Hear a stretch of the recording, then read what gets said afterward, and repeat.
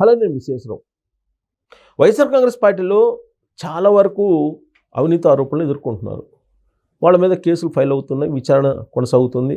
కొన్ని కేసులని ఏసీబీ విచారిస్తుంది, మరి కొన్ని కేసుల్ని సిఐడి విచారిస్తూ ఉంది. కొంతమంది జైలుకి వెళ్ళారు, మరి కొంతమంది జైలుకి వెళ్ళడానికి సిద్ధంగా ఉన్నారు. ఇంకొందరు జైలు నుంచి బెయిల్ మీద బయటకు వచ్చినటువంటి వాళ్ళు కూడా ఉన్నారు.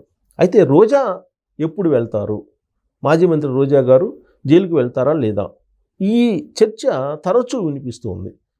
ఎందుకు వినిపిస్తుందనంటే ఈ మధ్యకాలంలో నగిరి ఎమ్మెల్యేగా ఉన్నటువంటి గాలి భానుప్రకాష్ నాయుడు గారి మీద ఆవిడ రకరకాల మాటలు మాట్లాడారు.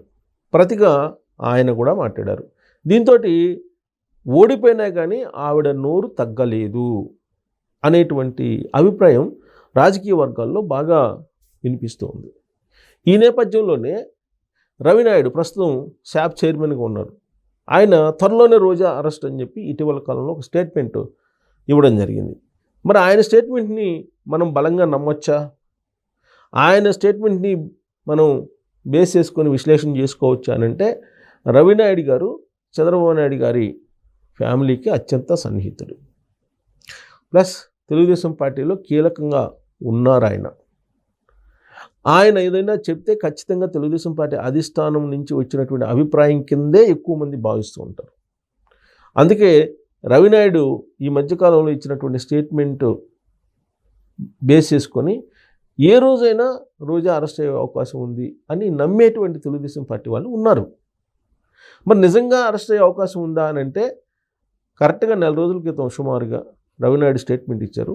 ఇప్పుడు ఫైల్ రెడీ అయింది, విజిలెన్స్ దగ్గర ఆ ఫైల్ ఉంది.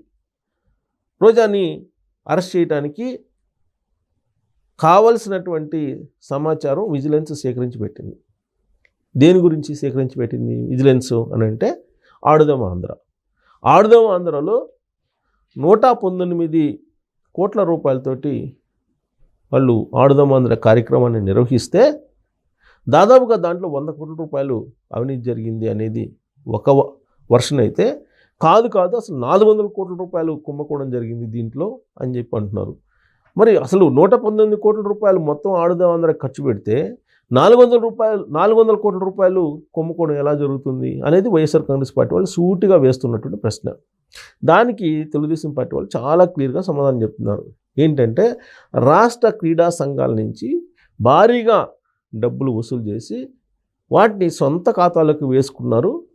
ఇవన్నీ కలిపితే 400 కోట్ల రూపాయల కుంభకోణం ఉంది అని చెప్పి చెబుతున్నారు. సో రోజా గారికి సంబంధించి 3 అంశాలు ఉన్నాయి. ఆవిడ్ని అరెస్ట్ చేయడానికి అనువైనటువంటి అంశాలు అనేది తెలుగుదేశం పార్టీ భావిస్తుంది. ఆ మేరకు విజిలెన్స్ విచారణకు కూడా ఆదేశించారు ఆడుదాం ఆంధ్రాకు సంబంధించి. దాంట్లో క్లియర్గా విచారణ పూర్తి చేసింది విజిలెన్స్. తుది నివేదిక కూడా ప్రభుత్వానికి ఇచ్చింది. ఇక ప్రభుత్వం ఏది చెప్తే అది చేయడానికి పోలీసులు సిద్ధంగా ఉన్నారు, దాని మీద విచారణ కంటిన్యూ చేయడానికి. విజిలెన్స్ అయితే చాలా క్లియర్గా ఇచ్చింది, ఆడుదాం ఆంధ్రాలో అక్రమాలు జరిగాయి, అవినీతి జరిగింది అనేది చాలా స్పష్టంగా ఫైలు ప్రభుత్వానికి అందింది అని చెప్పి తెలుస్తోంది ప్రభుత్వ వర్గాల నుంచి. అయితే ఇంతకాలం పాటు అసలు రోజా మీద విచారణ ఎందుకు ఆలస్యమైంది?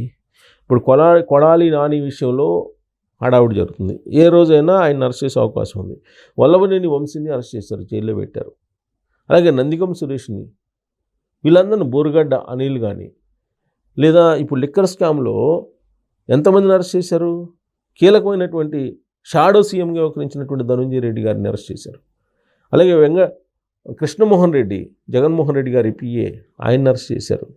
తర్వాత బాలాజీ గోవిందప్ప, శాశ్వత భారతీ సిమెంట్స్కి ఆయన ఆడిటర్, ఆయన్ని అరెస్ట్ చేశారు. ప్లస్ కంపెనీకి డైరెక్టర్ కూడా. మరి ఈ చెవిరెడ్డి భాస్కర్ రెడ్డి గారిని అరెస్ట్ చేశారు. ఇలాంటి కీలకమైనటువంటి వాళ్ళందరినీ అరెస్ట్ చేసినప్పుడు రోజా గారిని ఎందుకు అరెస్ట్ చేయలేకపోతున్నారు అనేటువంటి ప్రశ్న తెలుగుదేశం పార్టీ నుంచి వినిపిస్తుంది. కారణం ఏంటంటే, రోజా గారు మాట్లాడినన్ని అన్పార్లమెంటరీ వర్డ్స్ ఎవరూ మాట్లాడి ఉండరు. చంద్రబాబు నాయుడు గారి ఫ్యామిలీని కానీ, చంద్రబాబు నాయుడు గారి ఫ్యామిలీ మెంబర్స్ మీద వ్యక్తిత్వ హననం చేయటం కానీ ఆవిడ అనేక రకాలుగా కామెంట్లు చేశారు. రీసెంట్గా కూటమి ప్రభుత్వం ఏర్పడిన తర్వాత కూడా హోంమంత్రిని, అలాగే నగరి ఎమ్మెల్యేగా ఉన్నటువంటి గాలి భానుప్రకాష్ నాయుడిని వీళ్ళందరినీ కూడా ఆవిడ దూషిస్తూ మాట్లాడారు. మరి ఇంత దూషిస్తున్న ఎందుకు తెలుగుదేశం పార్టీ ఆవిడని అరెస్ట్ చేయదు అనేటువంటి ప్రశ్న సర్వత్రా వినిపిస్తూ ఉంది.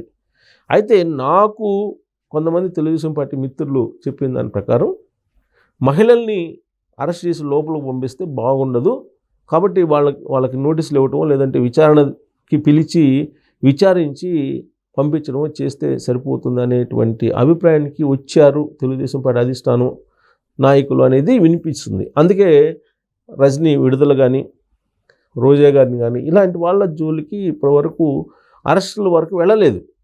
దానికి కారణం మహిళలు అనేటువంటి ఒక సానుభూతి, ఒక సింపతి అంతవరకు ఆపింది. కానీ ఇప్పుడు రోజా గారి వ్యవహారం చూస్తుంటే కనుక ఆవిడ మరింత ప్రభుత్వం మీద లేనిపోయినవి ఆరోపణలు చేస్తూ ఉన్నారు. ఒకటి విధానపరమైన అంశాలు చేస్తే ఓకే, బట్ వ్యక్తిత్వ హననం దిశగా వెళ్తూ ఉన్నారు. ఇవాళ కూడా చంద్రబాబు గారిని, లోకేష్ గారిని, అలాగే బ్రాహ్మణి గారిని వీళ్ళందరినీ కూడా వ్యక్తిత్వ హననం దిశగా ఆవిడ వెళ్తున్నారు. బహుశా అందుకేనేమో ఆవిడకి ఏదో ఒక రకంగా ఫుల్ స్టాప్ పెట్టాలి, లేదంటే ఆవిడకి సంబంధించినటువంటి గతం తాలూకు అవినీతి ఆరోపణలు బయట పెడితే తప్ప ఆవిడ నోరు అదుపులో పెట్టుకోరు అనేటువంటి అభిప్రాయం కూడా కొంతమందిలో ఉంది. కానీ ఆ కారణం చేత విచారణకైతే ఆదేశించరు. కానీ సహజంగానే ఆడుదాం ఆంధ్రాలో అవినీతి జరిగింది అనేది మొదటి నుంచి వినిపిస్తుంది. ఆ రోజు ఆడుదాం ఆంధ్ర కార్యక్రమం పెట్టినప్పటి నుంచే ఐప్యాక్కి 45 కోట్లు ఇచ్చారని చెప్పి, చెన్నైలో ఒక బ్రాంచ్ ఉందని చెప్పి, హైదరాబాద్లో ఒక బ్రాంచ్ ఉందని, కోకాపేటలో వీటికి డబ్బులు ఇచ్చారని ఇలాంటివన్నీ కూడా వినిపించాయి అప్పట్లోనే. అలాగే రిషికొండ 550 కోట్ల రూపాయలు పెట్టి రిషికొండ కట్టారు. పర్యాటక శాఖ ఆవిడ ఆధ్వర్యంలోనే. మరి ఆ రిషికొండకు సంబంధించి కూడా విచారణ జరిగితే ఆవిడే బాధ్యత వహించాల్సి ఉంటుంది అనేది కూడా ఇంకోటి. ఈ రెండే కాకుండా ఆవిడ నగరి నియోజకవర్గంలో చేసినటువంటి కొన్ని అక్రమాలు, అవినీతికి సంబంధించి ఛార్జ్షీట్ కూడా తెలుగుదేశం పార్టీ అధికారంలో ఉన్నప్పుడు వేసింది. మరి వాటి మీద కూడా ఎంక్వైరీ చేయించాలి కదా. ఇవే కాకుండా తిరుమల తిరుపతి దేవస్థానం టికెట్లని అమ్ముకోవటంలో కూడా ఆవిడ ఈ విషయాన్ని తిరుమల తిరుపతి దేవస్థానమే చెప్తోంది. ఆవిడ ఇన్ని టికెట్లు తిరుమల తిరుపతి దేవస్థానం ఆర్జిత సేవలు కానీ లేదంటే బ్రేక్ దర్శనాలు కానీ వీటన్నిటిని అమ్ముకున్నారు అనేది కూడా సేకరించి పెట్టి ఉన్నారు. కాబట్టి ఇన్ని ఇష్యూలు ఉన్నాయి కాబట్టి ఆవిడని విచారించడానికి ఫస్ట్ ఆడుదాం ఆంధ్రతో స్టార్ట్ చేసి విజిలెన్స్ రిపోర్ట్ వచ్చింది కాబట్టి ఆ తర్వాత మిగిలిన కేసులు విచారణకు వెళ్ళాలి అనేటువంటి అభిప్రాయానికి ప్రభుత్వ పెద్దలు వచ్చారని తెలుస్తుంది. అయితే ఇక్కడ ఒక ఐఏఎస్ ఆఫీసరు, ప్రత్యేకించి సచివాలయంలో సీనియర్ ఐఏఎస్ ఆఫీసరు, సీఎం ఆఫీస్లోకి టచ్లో ఉండేటువంటి ఆఫీసరు, ఆయన రోజా గారికి సంబంధించినటువంటి విచారణ ఫైల్ని తొక్కిపెడుతున్నారు అనేటువంటి ఆరోపణలు కూడా, అభిప్రాయం కూడా చాలా కాలం నుంచి వినిపిస్తుంది. అందుకే ఇప్పటివరకు విచారణ దశకు వెళ్ళలేదు అనేది. కానీ ఇప్పుడు ఆల్మోస్ట్ విజిలెన్స్ కూడా రిపోర్ట్ ఇచ్చారు, ఫైనల్ రిపోర్ట్ ఇచ్చారని చెప్పి కూడా తెలుస్తుంది. కాబట్టి ఇంకా ఐఏఎస్ కూడా ఆపలేనటువంటి పరిస్థితుల్లోకి వెళ్ళాడనేది రవినాయుడు గారు చెప్తున్నారు. కాబట్టి రోజా గారు త్వరలోనే పోలీస్ విచారణను ఎదుర్కోబోతున్నారు. ఆ తర్వాత జైలుకి వెళ్ళిన అవసరపు అసలు వెళ్ళాల్సిన అవసరం ఉందని చెప్పి రవినాయుడు గారు చెప్తున్నారు. మరి రోజా గారిని జైల్లో పంపించే అవకాశం ఉందా, లేదంటే విచారణతోటి ముగిస్తారా? దీని మీద మీ అభిప్రాయం తెలియజేయచ్చు. Thank you.